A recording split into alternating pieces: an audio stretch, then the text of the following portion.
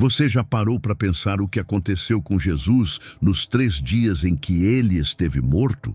A maioria das pessoas conhece o começo e o fim da história, a crucificação na sexta-feira e a ressurreição no domingo. Mas e o sábado? O que aconteceu entre a morte e a ressurreição? Será que Jesus apenas descansou? Ou será que ele estava em missão, cumprindo algo invisível, profundo e eterno que a maioria dos cristãos nunca ouviu falar? O que você vai descobrir agora pode mudar totalmente a forma como você enxerga o sacrifício de Cristo. Então já deixa o like nesse vídeo e se inscreve no canal, porque aqui você vai entender verdades que quase ninguém tem coragem de ensinar, mas que podem libertar sua mente e fortalecer sua fé de um jeito que você nunca imaginou. E presta atenção até o final, porque o que Jesus fez nesses 3 dias vai impactar você de um jeito muito mais profundo do que qualquer pregação já te mostrou. Tudo começa no exato momento em que Jesus entrega seu espírito e morre na cruz. O céu escurece, o véu do templo se rasga, a terra treme. É o fim da dor, ou pelo menos é o que parece. Mas a história não parou ali. Se fosse apenas sobre morrer pelos nossos pecados, ele poderia ter simplesmente morrido. Mas havia algo maior acontecendo nos bastidores do mundo espiritual.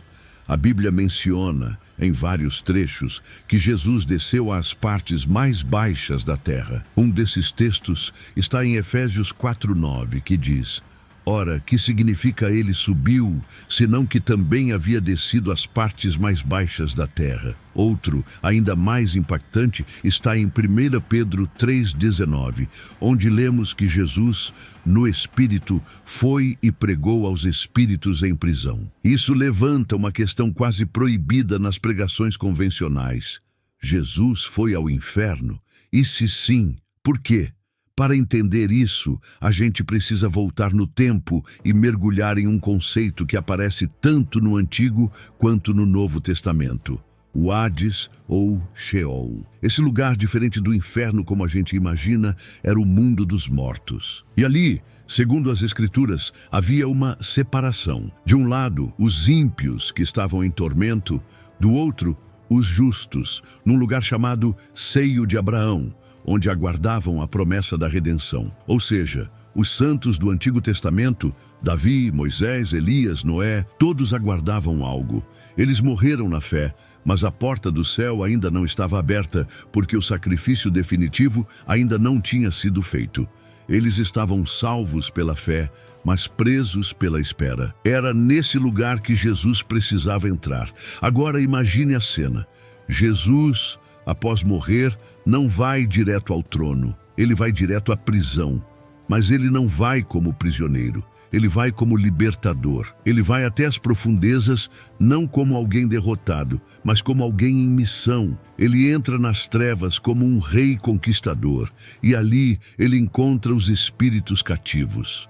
Aqueles que esperaram por séculos, agora podiam ouvir a voz que move céus e terra dizendo: a promessa se cumpriu. Eu sou o Cordeiro que foi morto, e agora vivo estou. Em Apocalipse 1:18, Jesus declara: Eu sou aquele que vive. Estive morto, mas agora estou vivo para todo sempre, e tenho as chaves da morte e do inferno. Ele não foi vítima, ele foi vencedor. Essa é a parte que quase ninguém conta, porque é mais fácil ficar apenas na cruz e na ressurreição, sem falar da guerra que aconteceu nas regiões espirituais. Mas a verdade é que Jesus desceu até o lugar mais escuro por mim e por você. Ele enfrentou as trevas, venceu o império da morte, arrancou das mãos de Satanás a autoridade sobre a condenação e voltou com as chaves nas mãos. Ele libertou os cativos e os levou consigo. O céu se abriu, o véu foi rasgado na terra e também nos lugares celestiais. Ele venceu, e agora você entende por que a história não termina no Gólgota. A vitória foi selada no abismo. E o que isso significa para mim e para você hoje? Significa que você não serve um Deus morto.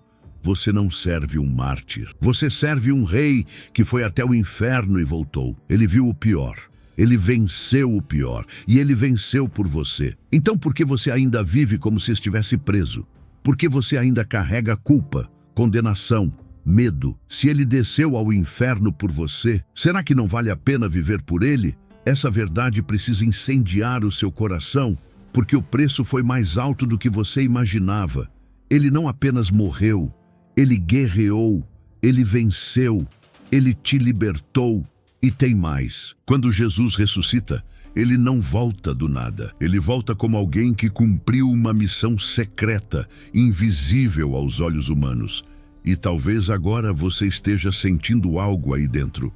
Um chamado, uma lembrança, um desejo de se reconectar com esse Deus que fez tudo isso por você. Então faz o seguinte, para um minuto, fecha os olhos e só agradece. Não precisa ser bonito nem ensaiado. Só fala com ele, porque ele não quer a sua perfeição. Ele quer o seu coração. E se esse vídeo está tocando você, talvez seja porque chegou a sua hora. Hora de parar de fugir. Hora de voltar. E se você parasse agora e deixasse essa verdade te invadir de verdade, porque a maioria das pessoas escuta, balança a cabeça, sente um arrepio, mas depois volta à rotina, volta ao automático, volta a viver como se não soubesse que o Filho de Deus literalmente atravessou as portas do inferno para abrir as portas do céu. Mas você não precisa ser mais um que ouve e esquece. Você pode ser aquele que ouve e decide mudar, decide se posicionar, decide viver como alguém que foi comprado por um alto preço. Um preço que nenhum de nós conseguiria pagar, porque a boa notícia do Evangelho não é só que Jesus morreu, é que ele desceu até o mais fundo por você e subiu para te levantar junto com ele. A gente fala muito da cruz, fala da dor, fala do sangue, e é justo, mas às vezes esquecemos que a maior dor de Jesus talvez não tenha sido só física, mas espiritual. O momento em que ele se separa do Pai, carrega o pecado do mundo, entra nas regiões das trevas e encara os rostos da condenação eterna. Ele viu o que era para a gente ver, ele sentiu o que era para a gente sentir, e ele carregou o que era impossível para a gente suportar. Ele desceu sozinho, para que você nunca mais precise descer. Você entende o impacto disso? O seu passado não tem mais o direito de te prender. O inferno não tem mais a chave. A culpa não tem mais força. Porque Jesus desceu onde ninguém queria ir, para libertar quem todo mundo achava que já era caso perdido. E talvez hoje você esteja ouvindo isso achando que também não tem mais jeito para você. Talvez ache que errou demais, que se afastou demais, que não merece mais nada.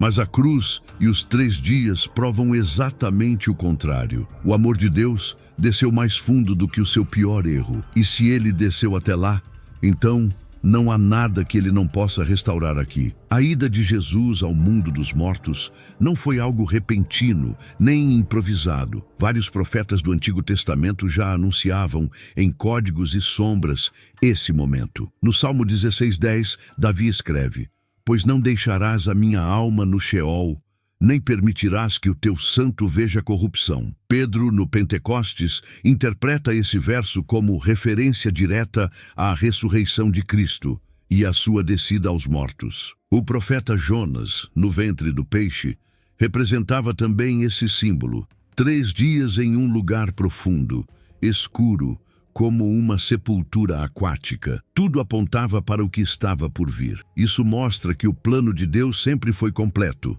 Nada foi deixado ao acaso. Até mesmo o silêncio dos 3 dias já estava escrito. Isso aumenta ainda mais o peso da missão de Jesus. Ele não apenas cumpriu as Escrituras, ele encarnou cada linha, inclusive aquelas que apontavam para o abismo. Imagine o inferno esperando um derrotado e recebendo um rei. A entrada de Jesus nas regiões das trevas não foi silenciosa. Foi uma invasão, um terremoto espiritual. O inimigo achou que tinha vencido. Os demônios celebravam, mas em vez de derrota, eles viram glória. Em vez de silêncio, ouviram a voz do Cordeiro declarando vitória. A Bíblia diz que Jesus despojou os principados e potestades, expondo-os publicamente e triunfando sobre eles na cruz. Colossenses 2,15. Mas essa vitória foi declarada ali, nas entranhas do mal. Era como se o céu gritasse dentro do próprio inferno. O que isso ensina? Que até mesmo nos ambientes mais sombrios, Jesus tem autoridade. Não existe território onde ele não possa entrar. E se ele desceu até o ponto mais baixo do universo espiritual, é porque não existe profundidade da sua vida que ele também não possa transformar. Nem hoje, nem agora. A pergunta que fica no coração de muitos é: por que Deus faria isso? Por que permitir que seu filho passasse por algo tão extremo? E a resposta é uma só: amor. Um amor que não mede limites, que não se intimida com a morte, que não para no sofrimento, que atravessa as regiões infernais só para alcançar o seu coração. A descida de Jesus ao mundo dos mortos é a maior prova de que não existe distância que Deus não percorra por você.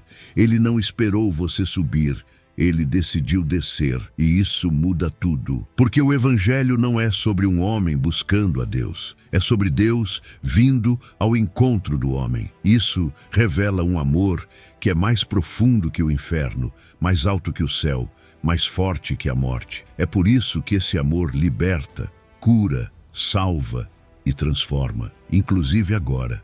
Saber que Jesus venceu até o inferno por nós é maravilhoso. Mas como viver à altura disso? Primeiro, vivendo com consciência, entendendo que você foi comprado com sangue, com dor, com guerra espiritual. Segundo, vivendo com autoridade, sabendo que se Jesus tem as chaves, nenhuma prisão emocional, espiritual ou mental tem poder final sobre você. Terceiro, vivendo com propósito, porque quem foi liberto da morte não vive mais de qualquer jeito.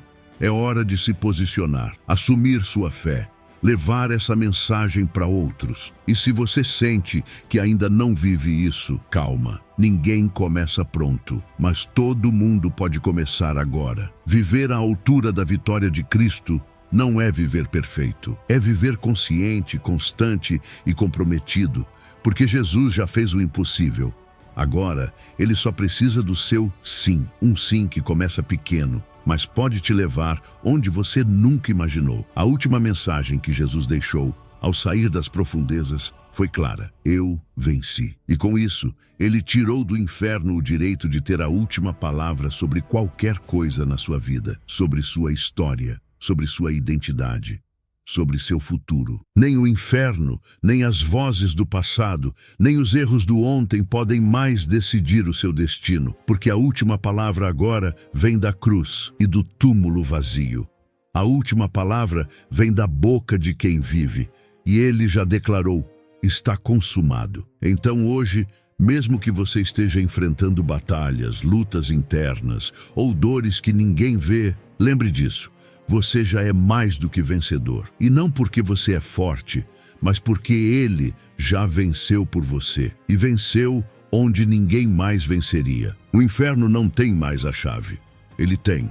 E quem está com ele, está livre. E se você quiser continuar nessa jornada com a gente, uma jornada de descobertas, fé profunda e verdades bíblicas que libertam, já se inscreve no canal e ativa o sininho. Aqui você vai encontrar respostas que poucos têm coragem de dar e mensagens que falam direto ao seu espírito. Clica no like também, porque isso ajuda esse vídeo a alcançar mais vidas. E esse pode ser o começo de uma transformação real, não só em você, mas em muita gente que precisa ouvir isso. E eu quero te ver no próximo vídeo, porque a próxima revelação é ainda mais surpreendente. O que Jesus fez nas primeiras horas depois da ressurreição e como isso afeta diretamente o seu futuro. Até lá, não esquece, você serve um rei que venceu até o inferno por amor a você.